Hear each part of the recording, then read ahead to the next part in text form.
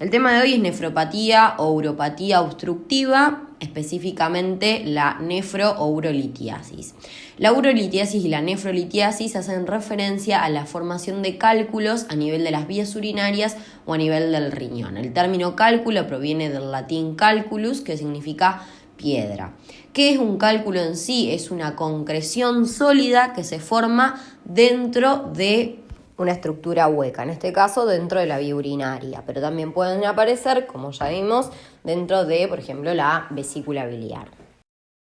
En cuanto al mecanismo por el cual se forman los cálculos a nivel de la vía urinaria, tenemos que saber que normalmente en la orina se eliminan diversas sustancias como citratos, magnesio, calcio, amonio, que representan los solutos y se encuentran disueltos en el solvente, que es el agua que forma a la orina. En ciertas situaciones en las cuales aumenta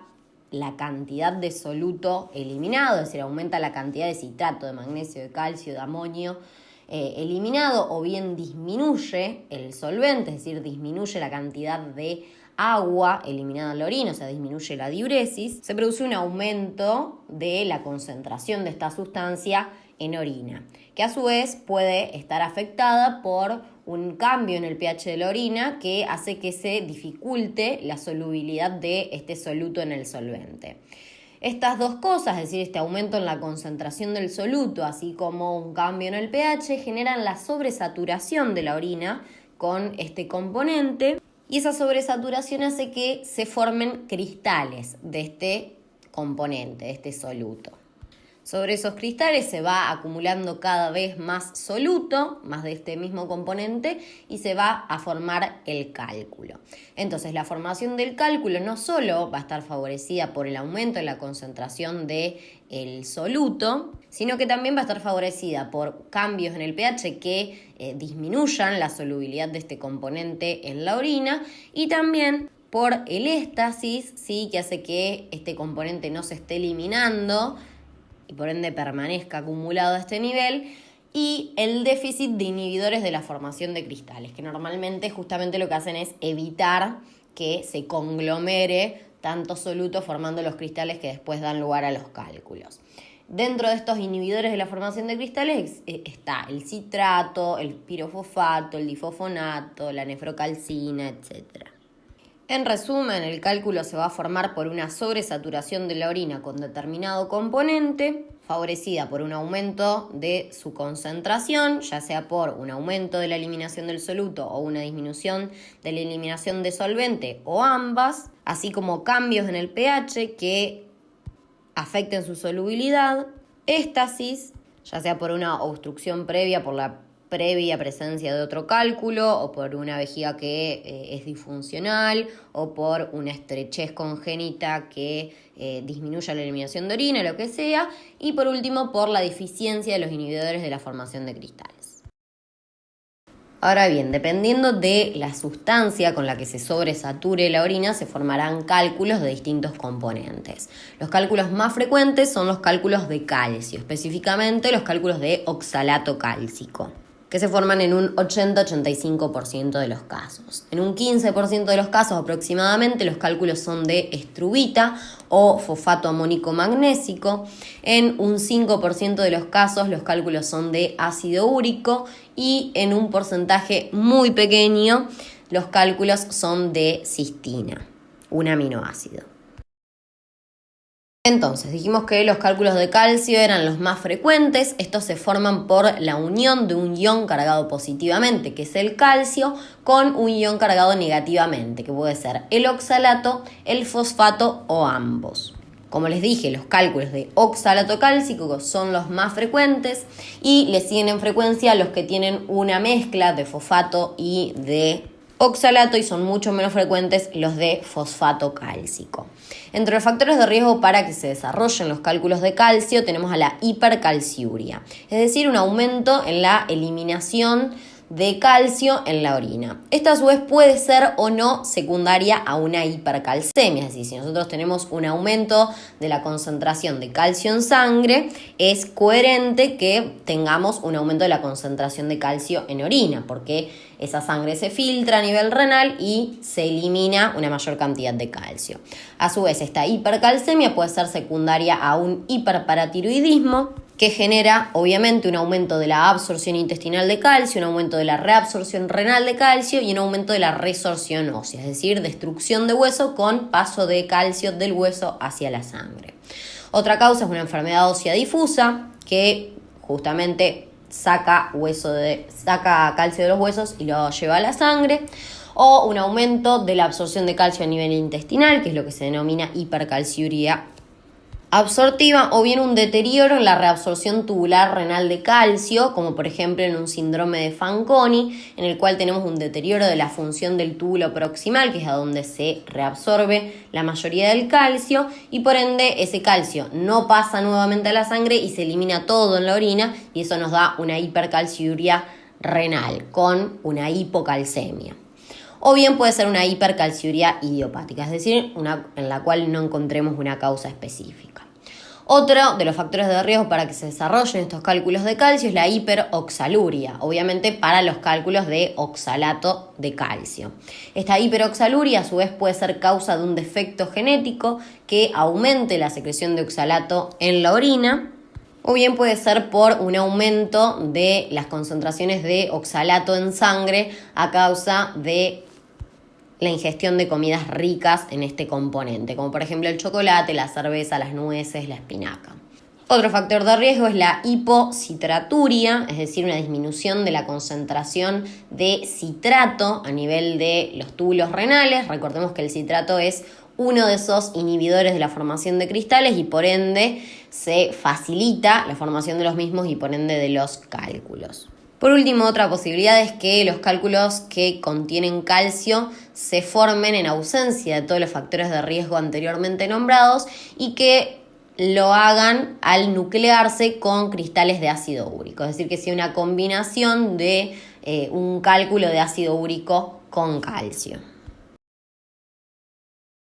En cuanto a la morfología de los cálculos de calcio, estos suelen ser pequeños, ovoides, duros, en general múltiples y con una superficie rugosa, irregular, y difieren en su color dependiendo de si están compuestos de oxalato cálcico o de fosfato cálcico. Los de oxalato cálcico, que son, como dijimos, los más frecuentes de todos, son negros o marrón oscuro, y los de fosfato cálcico son blancos. Ambos, a nivel de la radiografía o en la TAC, van a ser radioopacos, por lo que son fáciles de identificar, es decir, que se van a ver blancos en la radiografía, precisamente porque el calcio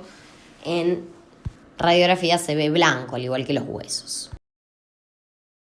El segundo tipo de cálculo más frecuente dijimos que es el cálculo de struvita o cálculo de fosfato amónico magnésico. Este cálculo se forma en el contexto de una infección por gérmenes productores de ureasa, generalmente Proteus mirabilis, aunque también algunos estafilococos como el estafilococo saprophyticus. Entonces, estos microorganismos lo que hacen es desdoblar a la urea por medio de esta enzima, generando amoníaco. El amoníaco aumenta el pH de la orina y favorece la precipitación de fosfato, de amonio y de magnesio, generando precisamente estos cristales que terminan en la formación de cálculos. En cuanto a la morfología de estos cálculos, estos suelen ser blandos y friables, tienen un tamaño variable, una superficie irregular y son de color blanco, amarillentos o grises. Como les dije, tienen tamaño variable, pero en algunos casos pueden alcanzar un gran tamaño, adaptándose a la forma de la pelvis renal y llevando el nombre de cálculos coraliformes o caliciformes. También en algunas ocasiones se dice que tiene la forma de unas astas de ciervo. Estos cálculos también son radioopacos a la radiografía, por ende son fáciles de diagnosticar. Por otro lado, los cálculos de ácido úrico se producen en general como consecuencia de una hiperuricuria, es decir, un aumento de la eliminación de ácido úrico a nivel de la orina. a su vez secundaria a una hiperuricemia, es decir, un aumento en la concentración sérica en sangre, digamos, de ácido úrico. Esto puede producirse en pacientes que tienen gota, que en general tienen un trastorno del metabolismo del ácido úrico, o bien en personas que tienen enfermedades como una leucemia o incluso una hemólisis, en las cuales la gran destrucción celular genera una liberación de ácido úrico que eleva sus concentraciones en sangre. Por último, el consumo aumentado de ácido úrico en la dieta, a pesar de lo que se cree normalmente, no es un factor tan importante. De todas formas, en los pacientes en los que tienen ácido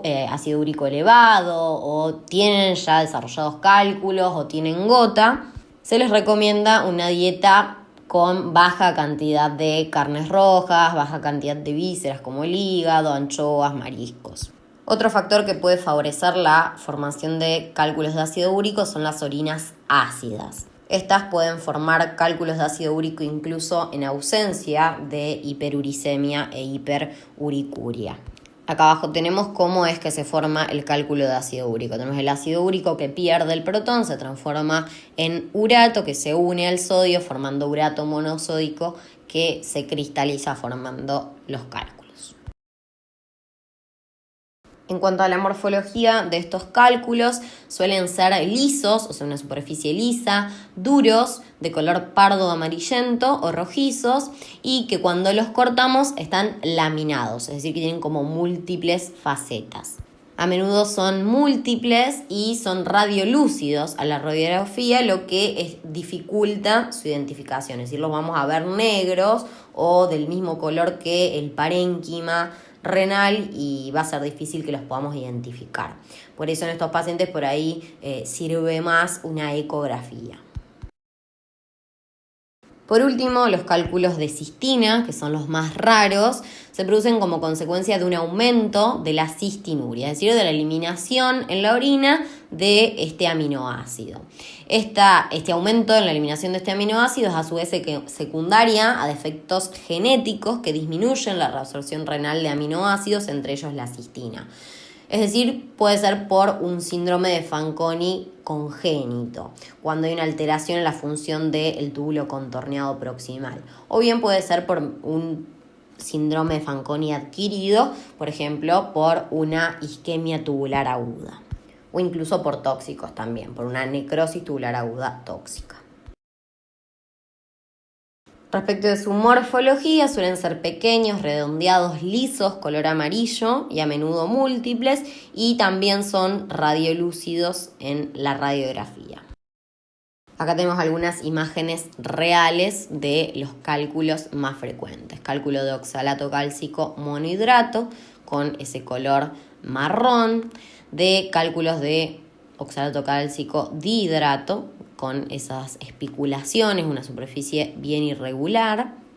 cálculos de ácido úrico, que son bien amarillos pardos, y los cálculos de fosfato amónico magnésico con la forma del cáliz renal y de color gris.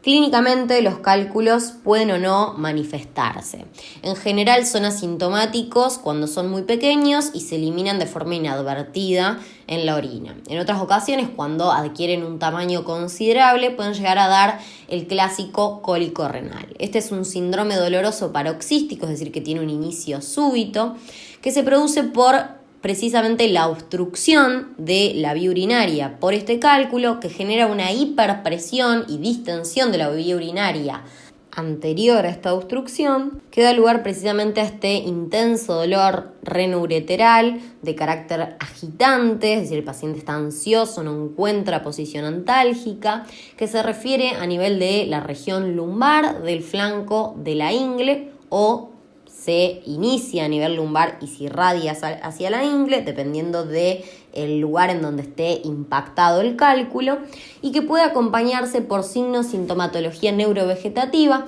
Generalmente estos pacientes tienen también náuseas y vómitos debido a el gran dolor. Se dice que es uno de los peores dolores que tiene el paciente, incluso se lo compara con los dolores del parto, y por eso requiere de una analgesia intravenosa. Otro signo que es bastante frecuente de encontrar es la hematuria, es decir, la presencia de sangre en orina, que puede ser tanto macro como microscópica, y también pueden tener sintomatología de infección urinaria, ya sea que esta infección urinaria sea la causa del cálculo, como en los cálculos de Struvita, o que la presencia del cálculo favorezca el éstasis de la orina, la proliferación de microorganismos y la infección urinaria sobreagregada. Algunas de las complicaciones de la nefrolitiasis son la hidronefrosis y la insuficiencia renal aguda postrenal. La hidronefrosis no es más que la dilatación de la pelvis y de los cálices renales debido a la obstrucción al flujo de orina que hace que toda esa orina que se produce a nivel renal no pueda eliminarse a través de la uretra y que se acumule detrás de la obstrucción, dilatando todo el sistema tubular. Macroscópicamente esto lo vamos a observar como una dilatación de la pelvis renal en forma de saco, es lo que se denomina hidronefrosis extrarrenal, y cuando la obstrucción persiste se dilata progresivamente el resto del sistema pielocalicial, lo que se denomina hidronefrosis intrarrenal. La dilatación del mismo comprime y atrofia al parénquima renal y se exterioriza esta dilatación de los cálices hacia afuera del riñón, generando una imagen lobulada del mismo, un aspecto lobulado. Microscópicamente existe progresiva atrofia de túbulos y glomérulos con fibrosis del intersticio y un infiltrado inflamatorio crónico. El éstasis de la orina favorece a la infección y puede producirse una pionefrosis, que es la formación de un absceso, por decirlo de alguna forma, porque es la acumulación de pus dentro de todo este sistema pielocalicial. Por otro lado, la insuficiencia renal aguda postrenal se manifiesta clínicamente con anuria, que es una excreción de orina menor a 100 mililitros en 24 horas, y en el laboratorio vamos a encontrar elevación de las concentraciones séricas de creatinina y urea, que es lo que define a la insuficiencia renal. Esta insuficiencia renal aguda postrenal se va a producir cuando la obstrucción sea bilateral o cuando sea unilateral y tenga un solo riñón el paciente, es decir, sea monorreno. Lo que sucede precisamente es que existe un aumento de la presión a nivel tubular por esta orina que no está pudiendo eliminarse. Estas presiones son transmitidas hacia la cápsula de Bowman, esto genera una disminución del filtrado glomerular, lo que hace que empiecen a acumularse en sangre distintas sustancias, entre ellas justamente la creatinina y la urea, junto con obviamente otras alteraciones iónicas, como una hiperpotasemia, como una acidosis metabólica. Y a su vez, si esta obstrucción persiste, este aumento de la presión a nivel de los túbulos puede generar lesión tubular y se pasa a una insuficiencia renal parenquimatosa, es decir, hay destrucción del parénquima renal, lo cual es más difícil de revertir y puede generar una secuela que genere una cronicidad en esta insuficiencia renal. En cuanto al diagnóstico, este se va a concretar con la clínica, que generalmente va a ser la del cólico renal o la hematuria, un examen de orina completa y un orocultivo siempre que haya signos y síntomas de infección urinaria. En el sedimento urinario de la orina completa es frecuente encontrar hematíes, o sea, hematuria, y en algunas ocasiones leucocitos por la inflamación generada. Y lo fundamental son los estudios por imagen. La urografía por tomografía o UroTac es el gold standard en el diagnóstico, pero por lo general se comienza con una radiografía simple de abdomen que detecta la mayoría de los cálculos, siempre y cuando sean radiopacos, que es la mayoría justamente porque el 80% de los cálculos son cálcicos y estos se ven blancos a nivel de la radiografía. Otra posibilidad es la ecografía renovesicoprostática bilateral, que nos permite ver cálculos tanto radiopacos como radiolúcidos a nivel renal, pero no a nivel ureteral, donde puede verse algún signo secundario, como por ejemplo la dilatación del uréter que marque el nivel de la obstrucción. Y el urograma excretor, que es un estudio que en realidad ya no se usa mucho, es un estudio viejo, pero que también es útil, que detecta el nivel de obstrucción cuando se detiene el flujo del contraste. Acá tenemos unas imágenes, en la primera tenemos una ecografía en la cual vemos a los cálculos dentro del riñón, en la segunda tenemos una radiografía de abdomen frente, en el cual también vemos el cálculo que es radiopaco, y por último tenemos a una tomografía en la cual observamos un cálculo también radiopaco a nivel renal. Para prevenir los cálculos es importante una ingesta adecuada de líquido para prevenir justamente una disminución de la diuresis, una disminución de ese solvente que favorezca la saturación de la orina con el resto de los solutos. Y va a disminuir también el éstasis de la orina, lo cual también puede contribuir la retención de la orina. Entonces hay que evitar la retención de orina y ingerir mucha agua y disminuir el consumo de alimentos que puedan llegar a aumentar las concentraciones de ácido úrico, como las carnes rojas, los mariscos, y de oxalato, como el chocolate, la cerveza, la espina.